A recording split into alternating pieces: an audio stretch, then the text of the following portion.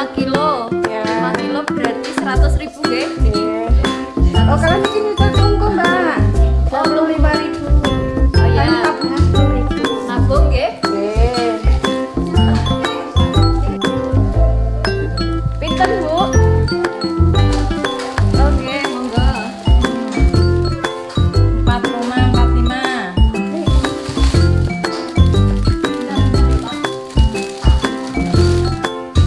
4,45 ya. Ini berarti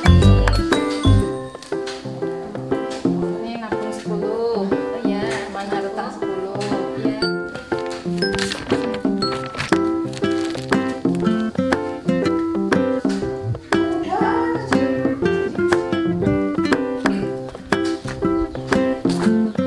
Pemirsa, saat ini kita ada di daerah Candi Mulyo, tepatnya di daerah Semen, Renten, Candi Mulyo, Magelang.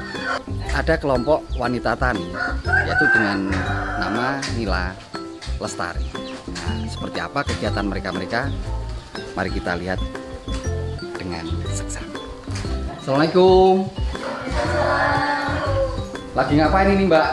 Ini habis pada store dari petani kan, store gula semut, kemudian kita jual di sini. Mbak Ella, seperti apa kesibukan ibu-ibu di UPH untuk saat ini, Mbak? Jadi ibu-ibu ini menyetor gula semut kepada kami di UPH ini. Nah, setiap harinya mereka menyetorkan gula semut kepada kami. Kemudian ketika sudah terkumpul kita proses di sini. Nah, ini tuh banyak ya permintaan kan sesuai standar. Jadi kita harus memenuhi standar kualitas dari konsumen. Ada yang minta kekeringan 3%, ada yang minta disortir. Jadi ini alat-alat dari kami, tapi ini dioperasikan ketika bahan baku dari ibu-ibu petani sudah mencukupi, baru kita proses di oven ini. Gitu. Bisa kita lihat bahan bakunya, Mbak? Oh ya, boleh. Jadi ini gula semut yang belum diproses. Kita tahu ya kalau belum diproses itu, ini kadar airnya masih banyak sekali, jadi teksturnya itu masih lengket. Tapi nanti kalau udah kering, teksturnya akan seperti gula pasir gitu ya. Bisa bunyi gitu.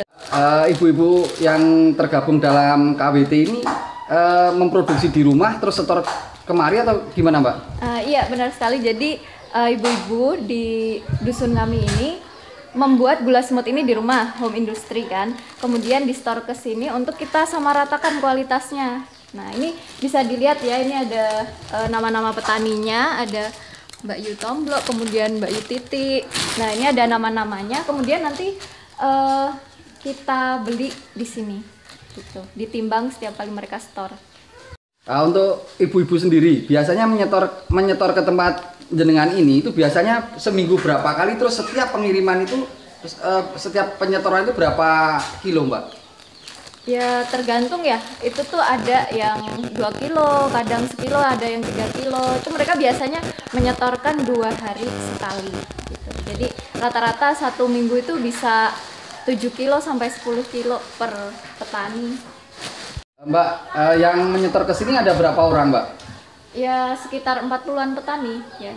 Mbak Ella, mereka itu yang nyetor ke sini itu memang buruh tani atau memang petani sendiri, Mbak Ella?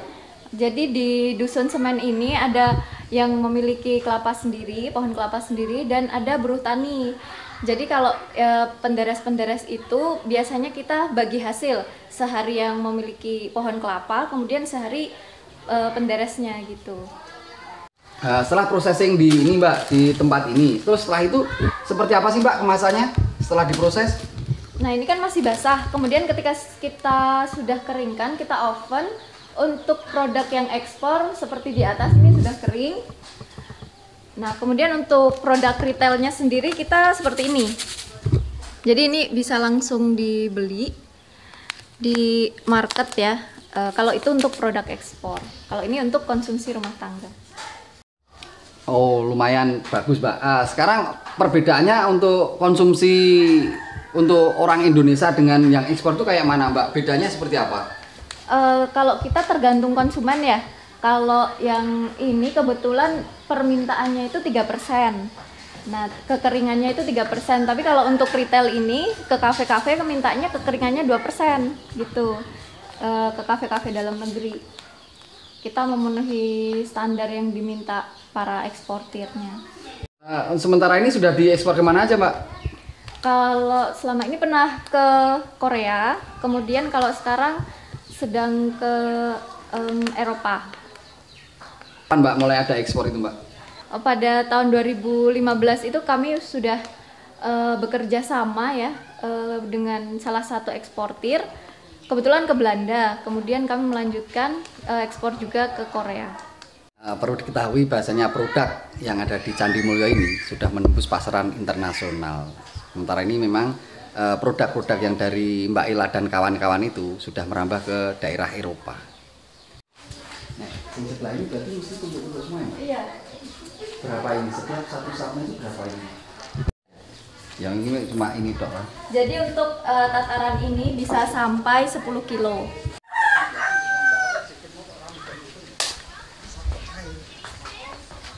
Mbak, ini di sini kok banyak tempurung kelapa ini?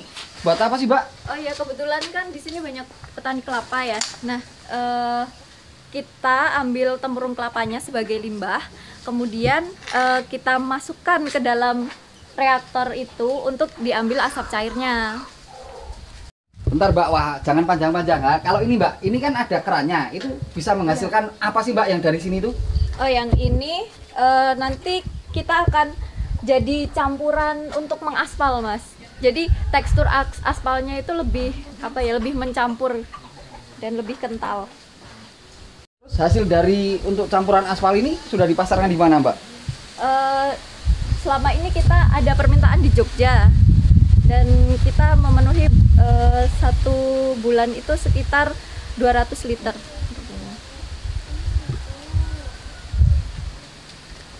Terus yang satu lagi, yang ini Mbak, ini buat apa?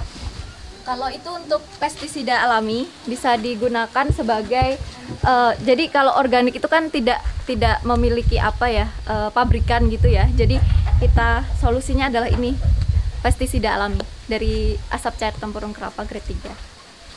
Nah, terus fungsi alat ini Mbak? Ini sama untuk pendingin juga, cuma saya tutup. Kemudian ini akan menghasilkan asap cair yang grade 2. Nanti grade-nya seperti ini yang grade 2. Ini fungsinya sebagai pengawet makanan, kan ada itu asap cair yang untuk mengawetkan dari produk-produk bahan makanan ikan. Nah, itu diawetkannya pakai ini. Jadi ada ikan kan biasanya busuk. Nah, di dalamnya itu karena banyak bakteri. Nah, ketika ditambahin produk asap cair grade 2 ini, nanti bakterinya itu tidak bisa berkembang, bahkan mati gitu. Di sini bisa untuk bakteri aureus, bakteri cerevisiae gitu. Jadi banyak bakteri yang pembusuk yang kita matikan dengan produk. Mbak, umpama saya beli kayak gini, nah ini fungsi nggak di rumah? Berfungsi banget Mas, karena ini tuh bisa digunakan untuk pengawet ikan, pengawet tahu, pengawet sayuran. Itu kan biasanya kalau beli dari supermarket, kemudian pengen nih makannya besok gitu, bisa diawetkan pakai asap cair ini. Sangat inovatif dan inspiratif Mbak satu ini. Mungkin belum ada di tempat-tempat yang lain. Nah, ini Mbak, yang ini buat apa Mbak? Nah, kalau ini sama juga. Jadi ini untuk pendingin ya, pendingin dari asap tadi, fraksi yang ringan, kemudian masuk ke sini. Jadinya grade 1. Kalau grade 1 ini digunakan untuk perisa makanan. Perisa makanan biasanya kalau smoke atau grill gitu kan pakainya ini untuk tambah sangitnya itu. Sekarang itu kan tren sekali ya rasa sangit itu, dari mulai nasi bakar, kemudian grill ya. Nah, itu biar mantep ditambahinnya pakai asap cair yang grade 1. Kalau ini bahan bakunya Mbak ya? Iya, ini bahan bakunya dari tempurung kelapa. Jadi awalnya ke limbah tempurung kelapa ini jur menjadi sebuah kekhawatiran Mbak dan teman-teman, terus diolah lagi gitu Mbak? Iya, memang kan sayang sekali ya jika tempurung-tempurung ini cuma ditinggalkan saja pada dibuang gitu. Akhirnya kami berinisiatif untuk menjadikannya briket tempurung kelapa dan asap cair. Nanti kalau itu asap cairnya sudah seperti itu ya produknya, kalau briketnya seperti ini.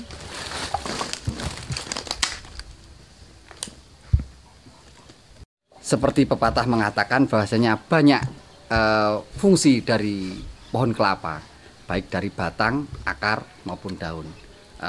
Tempurung kelapa apabila ketemu dengan orang-orang yang memang spesialis di bidangnya, itu akan menjadi manfaat buat kita ke depannya.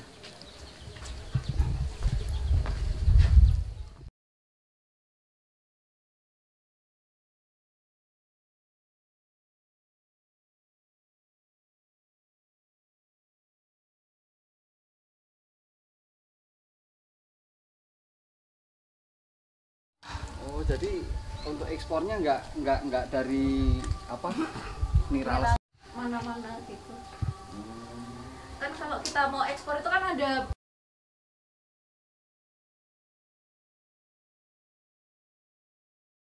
Nah, kalau produk ini adalah gula cair. Yang tadi kan udah serbuk. Nah, ternyata banyak sekali buyer-buyer yang minta gula cair. Nah, makanya ini dia produknya, gula cair. Nah, terus apa sih Mbak keunggulan untuk cair dan serbuk itu? Kalau yang gula cair ini otomatis lebih praktis ya daripada yang serbuk karena langsung larut. Kemudian keunggulan lain itu indeks glikemiknya ternyata lebih rendah setelah diteliti. Indeks glikemik gula cair lebih rendah daripada gula semut tadi. Dan gula semut lebih rendah indeks glikemiknya daripada gula pasir. Kalau yang cair ini indeks glikemiknya kan lebih rendah, otomatis dia lebih sehat untuk dikonsumsi. Ketika kita mengkonsumsi gula kan nanti gula darahnya naik. Nah, ketika rendah, gula yang di dalam darahnya itu naiknya tidak terlalu signifikan. Tapi ada yang menggelitik Mbak di sini. Ngapain jenengan sebagai pengusaha muda, ngapain nggak mengembangkan budaya atau kultur yang dari desa sini cuma bikin gula dari batok itu Mbak? Ngapain susah-susah payah kayak gini Mbak?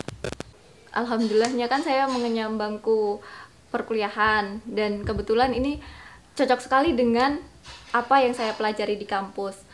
Kemudian kok ketika teori saja itu kurang puas gitu dalam hati. Pengen banget bermanfaat untuk masyarakat. Kemudian cari searching oh ternyata bisa mengembangkan gula semut, kemudian asap cair dan alhamdulillah dengan adanya kreativitas dan dukungan dari berbagai pihak, Dusun Semen ini alhamdulillah terdongkrak ekonominya. Jadi ketika kita berpuluh-puluh tahun hanya menjual gula dalam bentuk batok, nah itu harganya itu hanya tersignifikan pada 12.000, 13.000, tapi ketika dibuat gula semut itu sampai 20.000. Nah, tadi kan ada yang store sampai 5 kilo itu selisih 7.000 kali 5 35.000 sehari dalam waktu 7 hari untuk petani itu sangat signifikan sekali, sangat membantu perekonomian mereka. Apalagi dengan adanya gula cair ini yang harganya 3 kali lipat dari gula semut. Mbak tadi kan sempat disebutin bahwasanya gula batok yang dari daerah sini itu kan 12.000 per kilo. Sedangkan dari sini juga produksi dari gula semut tadi itu 20.000. Dengan kata lain, apabila kita bikin gula semut itu kan untungnya 8.000 daripada yang kita bikin gula batok biasa itu. Untung yang 8.000 itu atau kelebihan 8.000 itu apakah sesuai dengan apa Mbak? Angel itu loh, maksudnya kita terlalu ribet gitu. Sesuai nggak Mbak? Iya, memang perlu perjuangan Mas untuk merubah mindset masyarakat. Apalagi waktu itu memang benar-benar baru ya gula semut di desa. Jadi tapi ketika kita sabar, kemudian melatih para ibu-ibu, kemudian alhamdulillah ada hasilnya. Kemudian dari beberapa orang kok terlihat hasilnya dan akhirnya menyebar.